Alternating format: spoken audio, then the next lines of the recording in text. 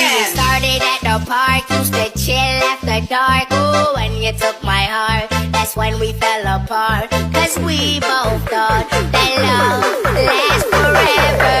Lasts forever. See, it's very divine, you're one of a kind, but you mash up my mind. You are figure decline, oh Lord, my baby is driving me crazy. Assalamualaikum warahmatullahi wabarakatuh. Halo guys, perkenalkan nama saya Siti Selviasari. Saya di sini akan membahas soal eksperimen ekonomi. Di sini ada soal, yaitu sumber-sumber penerimaan pusat dan penerimaan daerah dari 1 bulan pajak kendaraan bermotor, 2 pajak penghasilan, 3 tontonan, 4 pajak pertambahan nilai, 5 pajak reklame, 6 pajak bumi dan bangunan. Jenis-jenis pajak di atas ini yang termasuk pajak sebagai penerimaan pemerintah pusat adalah A. 1, 2, dan 3, B. 1, 3, dan 5, C. 2, 4, dan 6, D. 3, 4, dan 5, E. 4, 5, dan 6. Di sini jawabannya yang benar adalah C. Karena pajak daerah itu pajak yang wewenang memungutannya ada pada pemerintah daerah dan digunakan untuk kepentingan pembiayaan rumah tetangga seperti daerah tersebut berdasarkan Undang-Undang Nomor 28 Tahun 2009 Pasal 2. Pajak daerah dapat dibagi menjadi pajak yang diperoleh pada tingkat provinsi dan tingkat kabupaten atau kota.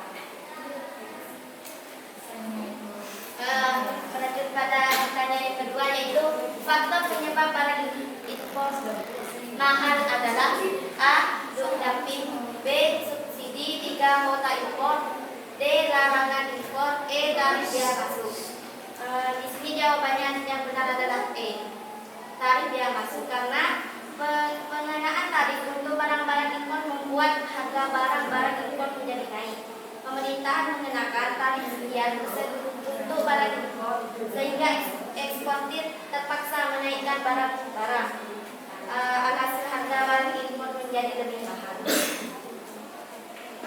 Melanjutkan pertanyaan yang ketiga, yaitu menurut Phillips yang mengenai dengan kurva Phillips-nya, kebijakan mikroekonomi dalam jangka pendek menghadapi sebuah dilema atau trade-off, yaitu antara A. inflasi dan devaluasi, B. inflasi dan deflasi, C. devaluasi dan pengangguran, D. defisit anggaran pemerintah dan defisit neraca pembayaran internasional, E. pengangguran dan inflasi. Sini jawabannya yang benar adalah E, yaitu pengangguran dan inflasi. Kurva Phillips adalah kurva yang menunjukkan hubungan antara inflasi dan pengangguran AW. Phillips menggambarkan bagaimana sebaran pemerintahan agregat. Maka sesuai dengan teori pemerintahan, jika pemerintahan naik, maka dengan teori pemerintahan, jika pemerintahan naik, maka harga akan naik. Dengan tingginya harga inflasi, maka untuk memenuhi pemerintahan tersebut, produsen meningkatkan kapasitas tersebut. Produsen produksinya dengan menambahkan tanam hubungan antara inflasi dengan tingkat pengangguran berdasarkan pada asas bahwa inflasi merupakan cerminan dari adanya kenaikan pemerintahan agregat. Dengan naiknya kerja, asumsinya tenaga kerja merupakan satu-satunya input yang dapat meningkatkan output. Akibat dari peningkatan pemerintah tenaga kerja, maka dengan naiknya harga inflasi pengangguran meningkat. Pertanyaan selanjutnya yaitu Pak Anton akan berlibur ke Malaysia selama 1 minggu. Oleh sebab itu, Pak Anton menukarkan uang 8.400.000 rupiah dengan ringgit. Pada hari itu, kurs yang berlaku adalah kurs jual 1 ringgit sama dengan 2.500.000. 2.500. Kurs beli 1 ringgit yaitu 2.400 rupiah. Berdasarkan harga kurs di atas, maka jumlah ringgit yang akan diterima Pak Anton adalah A. 3.360 ringgit, B. 3.428,50 rupiah, C. 3.500 rupiah ringgit, D. 3.574,47, E. 3.600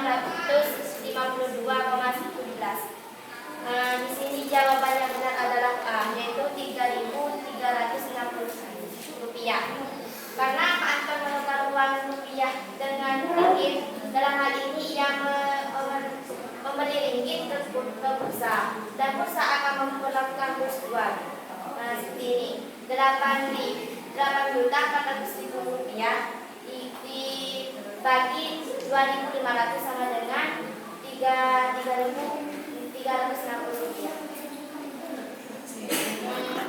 Pertanyaan yang terakhir yaitu di bawah merupakan sistem pencatatan neraca pembayaran. 1. Impor barang dari negara lain. 2. Ekspor barang dari negara lain. 3. Investasi jangka pendek yang ditanam penduduk di negara lain. 4. Penerimaan bunga dan dividen dari penduduk negara lain. 5. Investasi jangka pendek yang ditanam oleh penduduk negara lain di dalam negeri. 6. Penduduk yang melakukan pekerjaan emas dari negara lain dari pernyataan di atas yang merupakan sistem pencatatan neraca pembayaran transaksi kredit adalah A.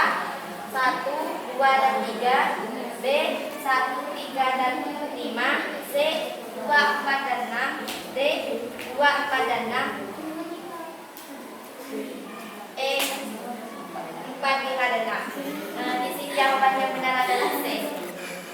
Karena neraca pembayaran internasional adalah suatu catatan sistematis tentang seluruh transaksi ekonomi antara penduduk suatu negara dengan negara lainnya pada periode waktu tertentu.